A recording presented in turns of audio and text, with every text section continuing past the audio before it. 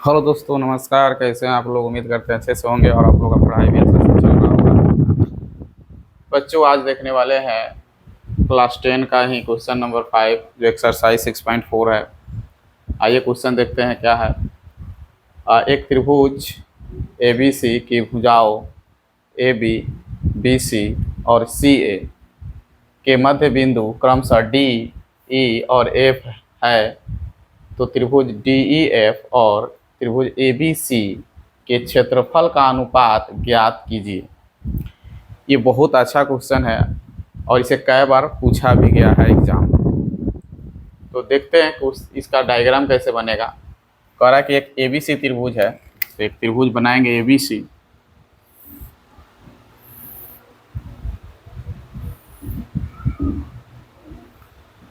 A B C और इसका A B, B C और सी ए बी, बी सी और सी ए का मध्य बिंदु यानी मध्य बिंदु डी और इसका मध्य बिंदु ई और इसका भी मध्य बिंदु एफ है। इसको मिला देंगे, त्रिभुज बन जाएगा। ये हो गया डी ई एफ, मध्य बिंदु डी ई एफ है। तो त्रिभुज डी ई एफ, अब ये एक त्रिभुज बन गया डी ई एफ और त्रिभुज ए बी सी के क्षेत्रफल का अनुपात ज्ञात करना। बहुत अच्छा क्वेश्चन है। ये छोटे वाला त्रिभुज का क्षेत्रफल निकालना और बड़े वाला त्रिभुज का क्षेत्रफल का अनुपात ज्ञात करना। तो दोस्तों, अब यहाँ पर कैसे करेंगे कि इसको क्षेत्रफल दोनों का अनुपात करने के लिए पहले जो दिया है उसको लिखते हैं, फिर देखा जाएगा आगे। दिया क्या है कि त्रिभुज ए बी सी में भुजाओं ए बी, बी सी और सी ए का मध्य बिंदु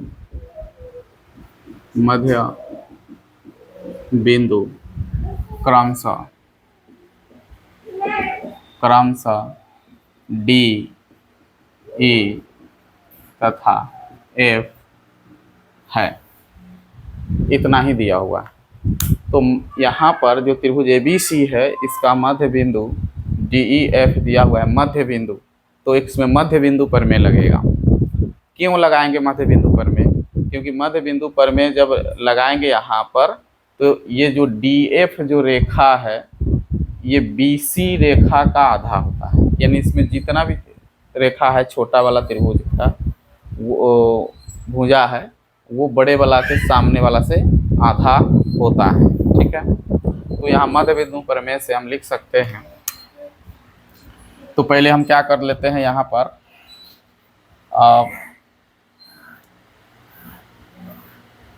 मध्य बिंदु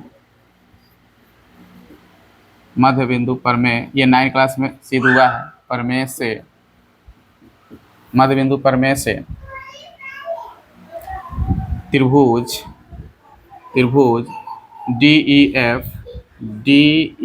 एफ का प्रत्येक भुजा त्रिभुज ए बी सी का आधा होगा। प्रत्येक भुजा त्रिभुज ए बी सी के प्रत्येक भुजा का आधा, यानी कि डी एफ आधा हो जाएगा बी सी का, फिर एफ ई आधा होगा ए बी का। मतलब ये सब आधा हो जाता है मध्य बिंदु प्रमेय में। अर्थात इसको ऐसे भी लिख सकते हैं आप, ऐसे भी लिख सकते हैं। अगर एक भुजा को हम लिखें तो आप लिख सकते हैं कि डी एफ आधा हो जाएगा किसका? वी सी का। इस तरह से आप एक लिख सकते हैं। इस तरह से बहुत तीनों लिख सकते हैं, लेकिन एक ही से हो जाएगा ये साबित। यानी डी एफ भुजा जो है डी एफ आधा होगा पूरा बी सी का, यानी कि बी सी दुगुना हो। ये भी लिख सकते हैं कि त्रिभुज ए बी सी का प्रत्येक भुजा डी एफ का दुगुना होगा। बड़ा वाला को अगर लिख सकते हैं कि इसका भुजा छोटा वाला से दुगुना होगा मध्य बिंदु पर में, या आधा लिख सकते हैं छोटा वाला बड़े वाला, यही यहाँ पर कर दिए। इसका जरूरी पड़ेगा, इसका इक्वेशन हम ले लेते हैं फर्स्ट, ठीक है।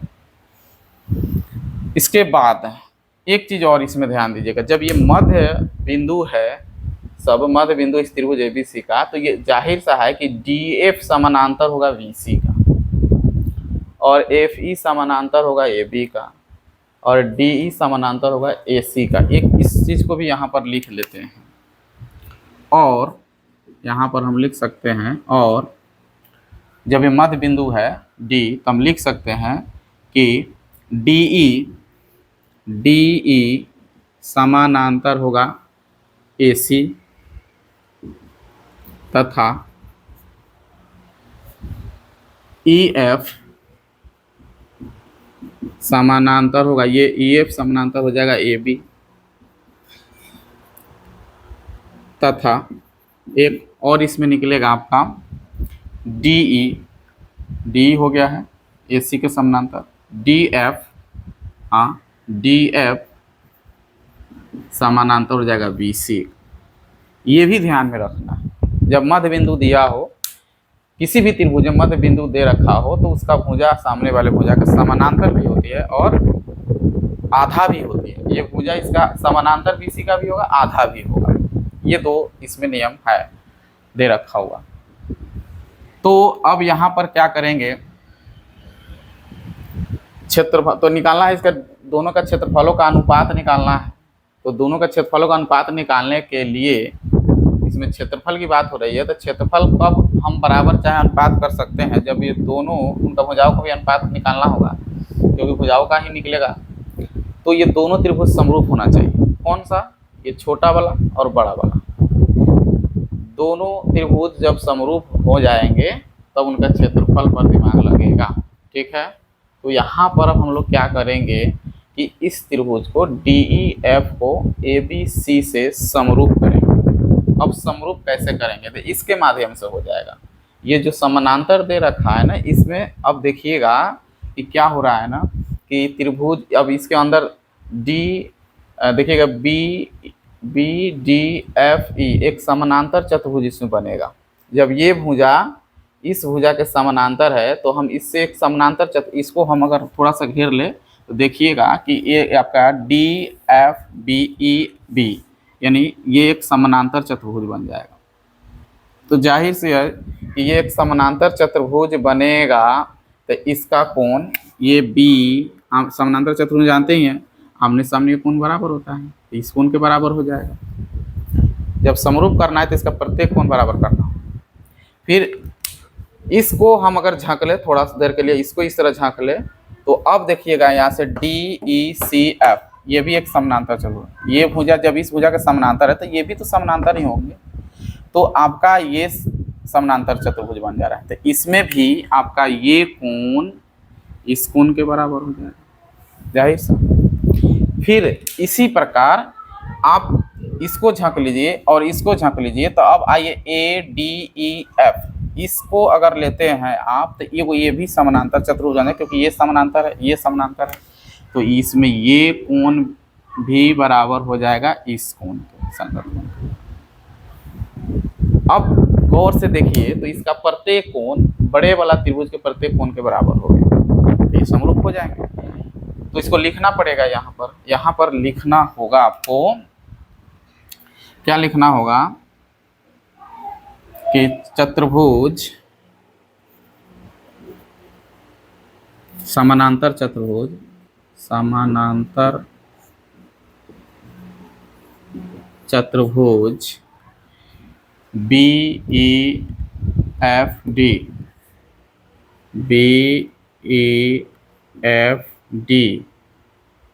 कॉमा, फिर इसमें आइएगा ECFD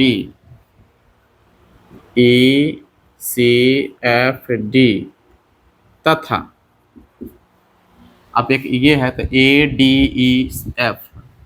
ADEF में आमने सामने का कोण समान होगा। ये आपको पता भी है कि समानांतर चतुर्भुज में, किसी भी समानांतर चतुर्भुज में आमने सामने का कोण उसका क्या होता है, समान होता है। तो सब हो जाएगा समान, आपस में सब के सब कोण समान हो जाएंगे। अतः हम लिख सकते हैं, अतः कोण ए बराबर कोण ई तथा कोण बी बराबर एफ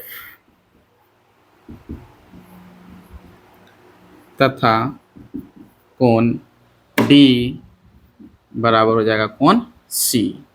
ये सभी कोण आपस में बराबर हो जाएंगे। अब गौर से देखेंगे कि ये जो कोण आपको दिख रहा है ए बराबर ई, बी बराबर एफ और डी बराबर सी, एक छोटा और बड़े त्रिभुज के कोण बराबर दिख रहे हैं। अतः आप कह सकते हैं इसीलिए कह सकते हैं कि त्रिभुज डी ई एफ समरूप हो जाएंगे त्रिभुज ABC। क्या कैसे होगा, तो यहाँ लिखेंगे एंगल समरूपता का सूत्र। ये आपको कौन समरूपता से ये क्या हो जाएगा, दोनों त्रिभुज समरूप हो जाएंगे। अब क्या करना है, जब दोनों त्रिभुज समरूप हो जाएंगे तो अब यहाँ पर ध्यान देना, निकालना हम लोग को त्रिभुज इसके क्षेत्रफलों का अनुपात याद करना। तो दोनों का क्षेत्रफल का अनुपात आप जानते हैं, जब दो त्रिभुज समरूप हो जाते हैं, कोई भी दो त्रिभुज समरूप जब हो जाएंगे तब हम लिख सकते हैं यहाँ पर कि एरिया ऑफ त्रिभुज DEF बटा एरिया ऑफ त्रिभुज ABC बराबर इनके संगत भुजाओं के वर्गों के बराबर, इनके संगत भुजाओं के वर्गों के बराबर। तो एक ही कोई एक में ले लीजिए संगत भुजा और वही साबित कर लेगा। यहाँ DF लिख सकते हैं, छोटा वाला पहले लिख रहे हैं त्रिभुज, तो DF अब बटा बड़ा वाला का संगत भुजा BC और इसका वर्ग कर लेंगे, एक ही से साबित हो जाएगा। अनुपात निकालना है तो तीनों लिखने की जरूरी नहीं है, यही ज्ञात करना है आपको। अब यहाँ पर ध्यान देना है आपको, फिर जैसे कि तैसे इसको हम लिख लेंगे, एरिया ऑफ त्रिभुज DEF बटा एरिया ऑफ त्रिभुज ABC बराबर, यहाँ पर अब समीकरण 1 को ध्यान में रखते हुए बनाना। DF जो दे रखा है DF, इसके जगह पर हम लोग क्या रख सकते हैं, 1/2 BC रख सकते हैं। इस DF के जगह पर रख सकते हैं 1/2 BC रख देते हैं। इस DF के जगह पर 1/2, बट्टा में 2 है तो DF के जगह पर आपका आ जाएगा BC, बट्टा में 2 गुने BC। ठीक है, यहाँ BC से BC कट जाएगा। ठीक है, तो बच के क्या आ जाएगा, अब यहाँ पर 1/2, यहाँ बच के आ जाएगा आपका 1/2 का वर्ग, यानी कि 1/4 आ गया। अनुपात ज्ञात करना, क्षेत्रफलों का अनुपात, यानी 1/4, 1/4 आ गया। बस यही है, दूसरा कुछ नहीं। मेन इसमें ध्यान क्या देना है कि आपको जो मध्य बिंदु पर में है, उस मध्य बिंदु पर में से एक किसी भुजा का ले लेना है। यहाँ पर समीकरण एक जैसे कि ये है DF हाफ BC का, यानी कि ये भुजा आधा होगा बड़े भुजा।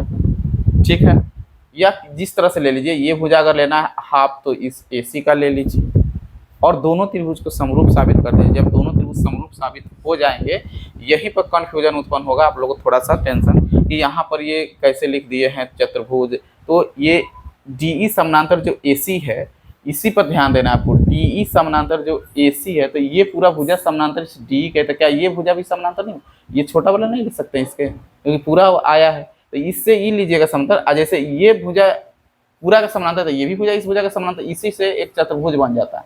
इस तरह से इसमें तीन चतुर्भुज बनेंगे, इस तरह से निकलेगा। ठीक है, फिर यहाँ से इस तरह से आइएगा तो इस तरह से बनेगा, और जैसे समानांतर चतुर्भुज बनेगा तो उसका प्रत्येक सामने का कोण बराबर हो जाएगा। जैसे कोण बराबर, तो दोनों त्रिभुज समरूप, दोनों त्रिभुज का प्रत्येक कोण यहाँ मिल गया है। तो समरूप जैसे हो जाएगा तो क्षेत्रफलों का अनुपात उनके संगत भुजाओं के वर्गों के अनुपात के बराबर कर लेंगे। और मान एक दिया रहेगा, कोई भी भुजा कर लेकर के रखे रहिएगा, वहाँ रखिए, कटाइए और उसके बाद में आपका फाइनली 1/4 यानी कि आपका दे देगा 1/4। ठीक है, बहुत अच्छा क्वेश्चन है। ये एग्जाम में कई बार पूछा हुआ है, मध्य बिंदु प्रमेय के अनुसार ही इसको बनाना होता है। थोड़ा सा एक्स्ट्रा दिमाग है 9 क्लास का ये, इसलिए इसको बहुत ज़्यादा अच्छा से कर लीजिएगा। 2 बार 3 बार वीडियो को देख लीजिएगा, बहुत अच्छा से